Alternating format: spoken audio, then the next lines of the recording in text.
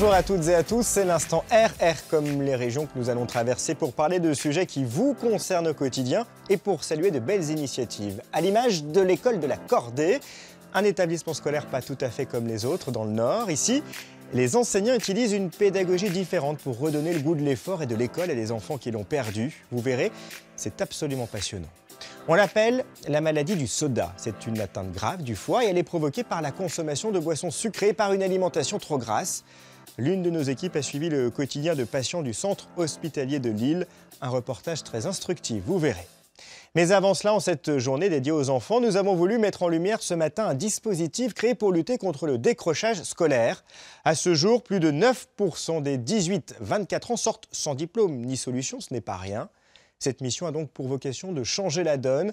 Les élèves inscrits ont d'abord été repérés. Ils se voient ensuite proposer des plannings à la carte et des projets censés les guider vers leur nouvelle vie. Au lycée Gustave Eiffel de Reims, une web télé a ainsi été mise en place. L'équipe d'Avenir Média est en conférence de rédaction. Un moment important pour se retrouver et cadrer les missions de chacun. 29 élèves y travaillent et chaque mardi, certains partent en reportage. Jessica, 15 ans, caméra au point, et Sarah, 17 ans, dans le rôle de la journaliste, se lancent dans leur interview. Deux élèves au parcours scolaire difficile pour qui cette façon de travailler a changé leur rapport à l'école. C'est comme un tremplin. Comme moi l'année dernière, j'avais pas de place pour aller à Europe. Mais là, ça nous ouvre des portes en fait. C'est un tremplin. Souriante, Jessica, toujours hyperactive mais beaucoup plus sociable. Cette jeune fille de 15 ans a trouvé sa voie et l'an prochain, elle entrera en filière boulangerie-pâtisserie. Tous ces élèves ont été repérés par les coordonnateurs de la mission de lutte contre le décrochage scolaire. Avec l'aide précieuse des professeurs de maths, de lettres et d'arts appliqués, la web TV du lycée Gustave Eiffel est née.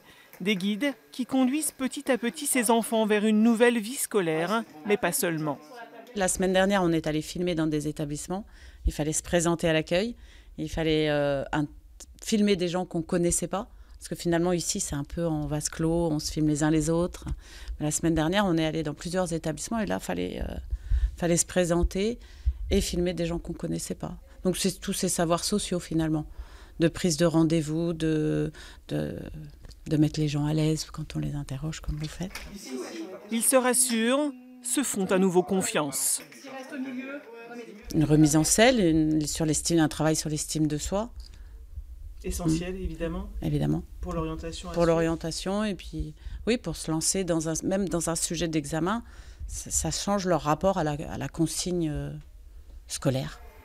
Pour Rémi, cette année sonne comme un nouveau départ. En passe d'être déscolarisé, il est à nouveau sur les rails. Il rêve d'être tatoueur et a décroché un premier stage. Nicolas, lui, est arrivé il y a quelques semaines seulement au sein du groupe. De plus en plus absent en cours, il a été repéré. Là encore, c'est avec le sourire retrouvé qu'il aborde sa nouvelle orientation dans les métiers du bâtiment. On m'a proposé de venir ici pour récupérer de bonnes notes pour rentrer dans un autre lycée dans ma filière que je veux faire. Alors j'ai trouvé quelqu'un qui s'occupe bien de moi pour ce que je vais faire. J'ai trouvé des stages dans ce que je vais faire justement. Et c'est bien parti. Parfois c'est un peu compliqué, hein. C'est vrai que parfois on se bat un petit peu, parfois on râle et puis il faut être patient, il faut prendre le temps avec eux et puis en général ça fonctionne. En fin d'année on a un retour au niveau relationnel avec les élèves, on a un peu du mal à les quitter. L'horizon s'est éclairci pour ces élèves. Chaque année, 300 à 400 jeunes rémois bénéficient de cette bouffée d'oxygène nécessaire à leur parcours scolaire. Redonner le goût de l'effort, redonner un cadre aussi pour garantir l'épanouissement des enfants. C'est la mission que s'est lancée l'école de la Cordée à Roubaix, dans le Nord. Alors que 30 à 40% des enfants des quartiers dits défavorisés sont en échec scolaire, des femmes et des hommes de la société civile se sont mobilisés pour refuser cette fatalité. Lancée par la Fondation Espérance Banlieue et financée en grande partie par des dons privés, cet établissement scolaire redonne aux élèves l'envie d'apprendre. C'est l'instant Vivre ensemble. Allons enfants de la patrie, le jour de gloire est arrivé. Contre nous de la tyrannie, les monarques sont élevés.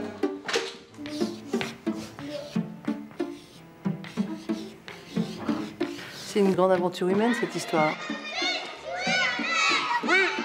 Monte en incliné. Moi, mon but maintenant, c'est de transmettre à ces enfants pour qu'ils créent la société de demain. Parce que ça, en fait, c'est un truc où on blesse les gens. Cadeau, taureau. C'est pas nul, Le respect du travail. Roubaix, quartier de l'Épeule. C'est ici que l'école Lacordaie a ouvert ses portes en septembre 2015 avec 6 élèves. Un an plus tard, l'établissement en compte 53. Ce jour-là, nous sommes chez les grandes sections CP. Je m'engage à travailler de mon mieux. Comme chaque matin, la journée commence par la devise de l'école. Être plus tard un artisan du bien. Dès que vous avez une difficulté, Ici, les enseignants se vivent encore comme des instituteurs. Et pour s'adresser aux enfants, ils les vouvoient. est-ce que vous vous souvenez ce qu'est un écrivain? Vous me l'aviez dit la dernière fois, Chaban. Lorsque ce que l'on est vouvoyé, et enfants plus âgés, nous nous sentons respectés. Nous nous sentons mis à une place importante. Et les enfants se disent tout de suite, tiens, cet adulte porte un regard particulier sur moi. Regardez-moi dans les yeux. Je vous demande de respecter les autres. La Fondation Espérance Banlieue n'a pas choisi Roubaix par hasard. Ici, un habitant sur 4 a moins de 15 ans. Près d'une famille sur 2 vit sous le seuil de pauvreté. Les fondateurs, des personnes de la société civile. Elles veulent donner leur chance aux enfants des quartiers défavorisés car ici, 20% d'entre eux ne maîtrisent pas la lecture et l'écriture à l'entrée en 6e. Il est clair qu'aujourd'hui, vous avez une disparité de situation sociale qui fait que donner la même chose à tout le monde, alors que les situations familiales, sociales sont extrêmement différentes, ça ne fonctionne plus. Donc il faut mettre plutôt de l'équité dans le système et il faut, en banlieue ou dans les quartiers difficiles, mettre des écoles avec beaucoup de liberté, c'est un des termes de notre devise, pour permettre d'adapter la pédagogie. Et on corrige correctement. L'école Lacordaie est hors contrat, inspectée comme les autres écoles, mais libre dans le choix des méthodes pédagogiques. À l'imparfait, c'est très bien. À IT. À contre-courant des programmes actuels, les élèves font 2 fois plus de français et de maths, des matières fondamentales. Dans cette classe de CM1, CM2, on pratique la dictée quotidienne. L'enfant va acquérir un certain niveau de vocabulaire, ça va élever un peu aussi le développement de sa pensée, de ses idées.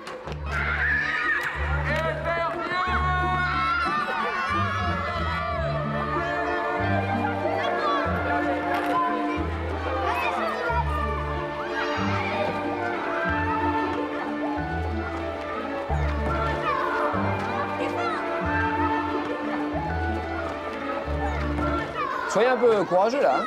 Une vraie poignée de main là, 2 garçons. Allez.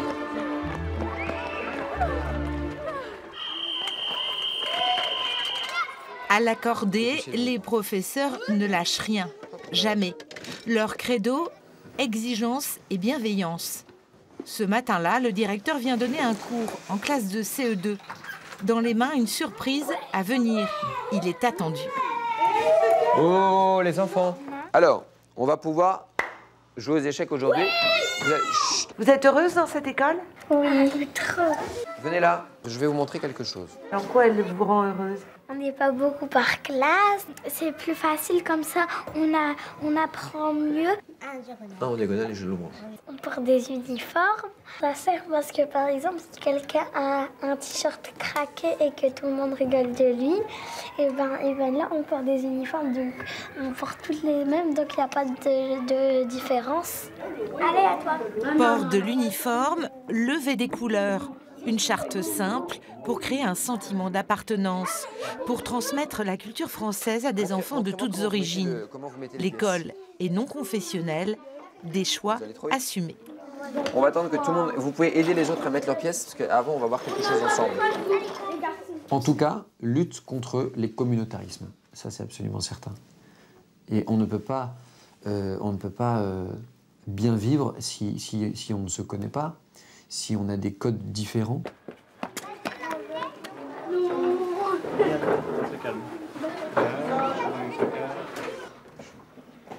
Bon appétit! C'est l'heure du déjeuner. Les repas sont pris avec les enseignants. Les tâches sont réparties par équipe. On appelle cela les services. L'occasion de participer à la vie de l'école, là encore, de la pédagogie.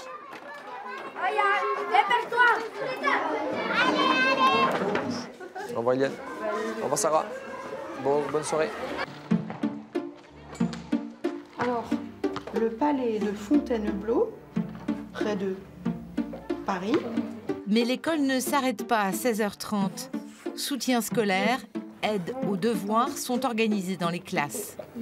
La ronde. À demain Bilal. Donner leur chance aux enfants dès le plus jeune âge par une pédagogie avant tout pragmatique, c'est remettre de l'espérance dans les quartiers.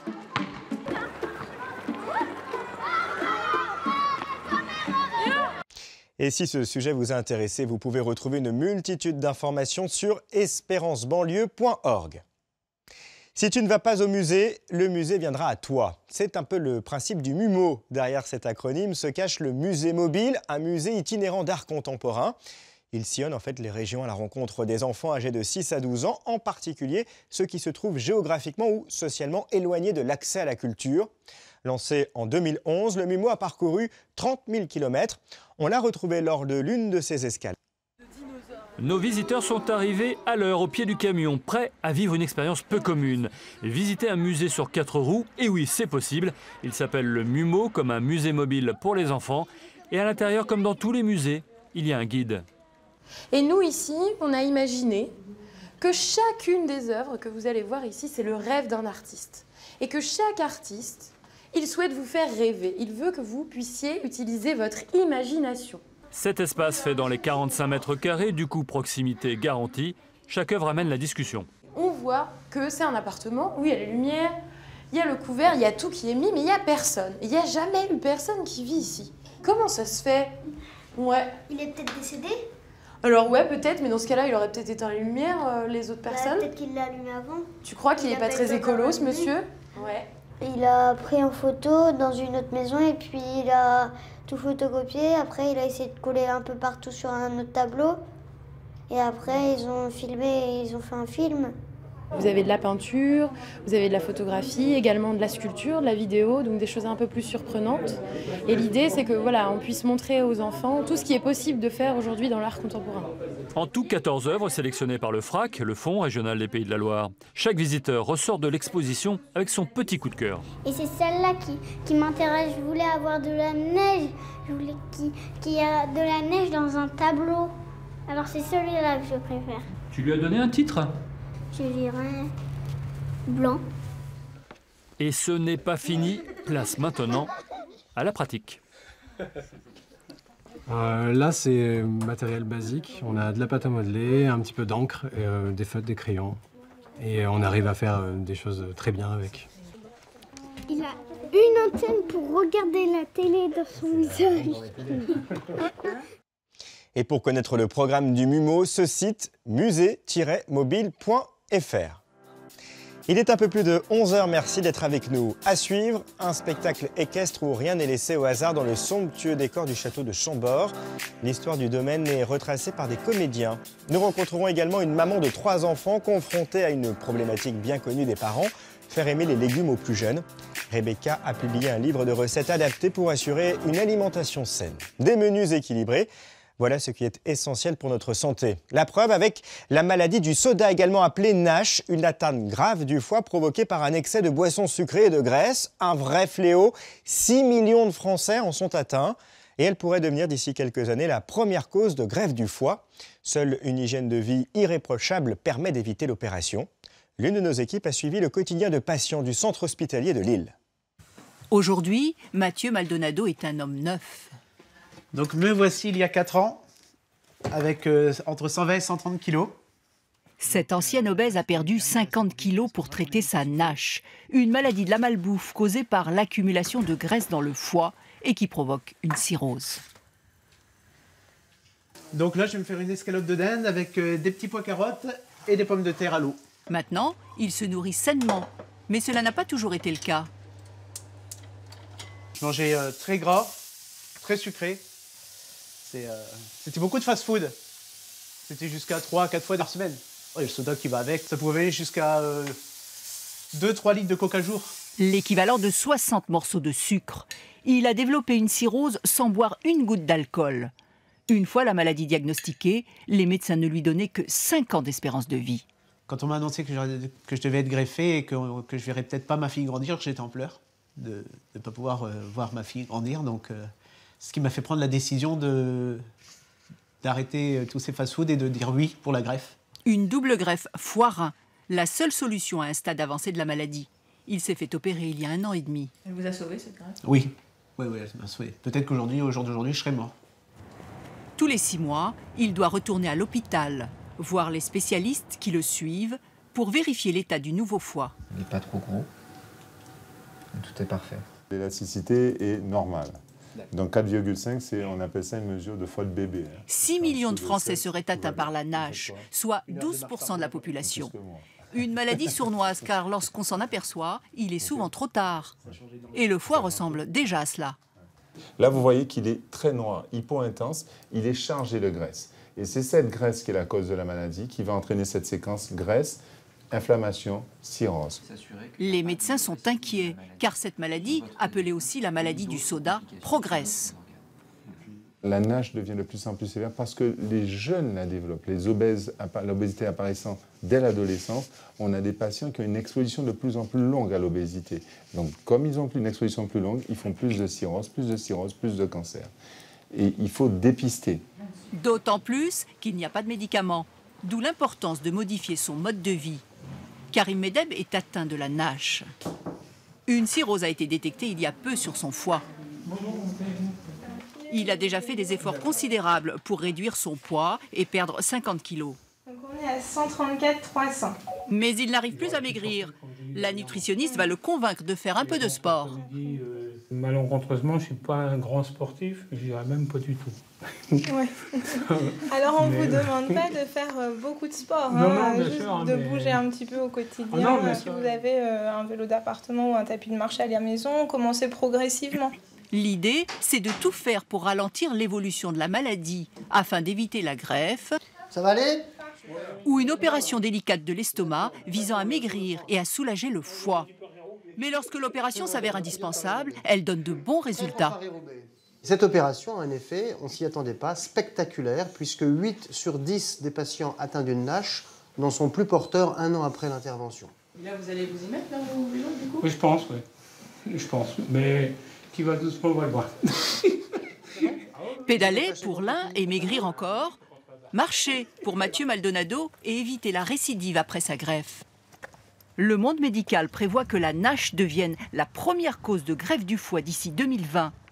Seule une hygiène de vie exemplaire pourra faire mentir les pronostics. Oui, pour adopter une hygiène de vie exemplaire, encore faut-il être sensibilisé dès le plus jeune âge. Et ça, Rebecca Loulou l'a bien compris. Cette mère de 3 enfants a patiemment élaboré des menus à base de légumes pour sa famille. Des menus que ses bambins avaient bien du mal à accepter. Alors, elle n'a rien lâché en inventant des formes amusantes, des couleurs étonnantes. Bref, toute une série de plats équilibrés que ses enfants ont fini par adorer. Séduit par cette initiative, un éditeur lui a proposé d'en faire un livre, Rencontre dans son potager en Indre-et-Loire.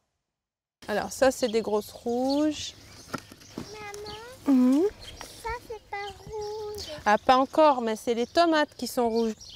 Là, c'est pas encore les tomates, c'est que les feuilles. Tapez dedans.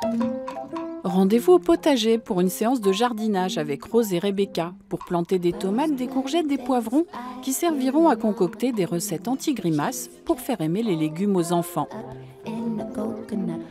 C'est son expérience de maman de 3 enfants que Rebecca a voulu faire partager aux autres parents. Tous les petits bébés, quand on commence à leur donner des purées de légumes au moment du changement d'alimentation, ils mangent. Mais à 3 ans, 2 ans et demi, 3 ans, il y a la période du non où ils refusent. Donc là, ils refusent aussi les légumes.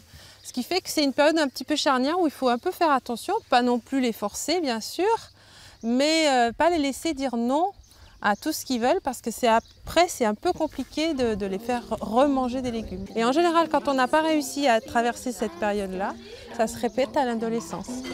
Miam, des légumes, avant d'être un livre, le carotte cupcake et autres recettes ont d'abord été créés sur un cahier pour son fils aîné Achille, réfractaire aux légumes depuis l'enfance. Opération camouflage pour glisser incognito des légumes de l'entrée jusqu'au dessert, un jeu d'enfant pour cette maman peintre et illustratrice. Au service de manger des légumes, du coup ça a donné des idées, faire les gaufres vertes, voilà, faire des choses comme ça, mettre des légumes dans les gâteaux. Voilà, c'était plus dans l'esprit créatif. Ouais. On faisait les cobayes, quand on faisait une recette, et on devait dire si c'était bon ou pas. Et alors? Et en général, c'était bon. En général. Surtout les desserts. Ah oui, c'est ça. Quand il y a du sucre, ça va mieux. C'est très chaud, tu touches pas. Hein? Regarde, on va les sortir. On va les prendre une assiette. Alors, c'est bon? C'est bon? C'est bon? Ouais, c'est bon. On a mis des noix? Oui, il y a des noix. C'est Rose qui a écrasé les noix. Très bon. Avec toi. Avec moi. Merci maman. Des recettes faciles, futées et ludiques qui ont séduit l'éditeur Albin Michel. Et ça, c'est pour que les enfants jouent avec les lettres. La soupe aux tomates, tu sais. C'était sympa, c'est une bonne surprise. Puis du coup, j'ai mon livre chez moi qui est fini. Et puis surtout, je vois bien qu'en le vendant comme ça, ça dépanne beaucoup les gens. Ils me posent beaucoup de questions et ils ont les mêmes problèmes que moi finalement. Des gaufres de l'espace, des légumes déguisés, il reste encore des dizaines de recettes anti-grimaces à partager ou à éditer. Une stratégie pour aimer les légumes qui portent ses fruits, c'est Rose qui le dit. J'aime bien. Regarde comment je fais. Tu fais, j'aime bien.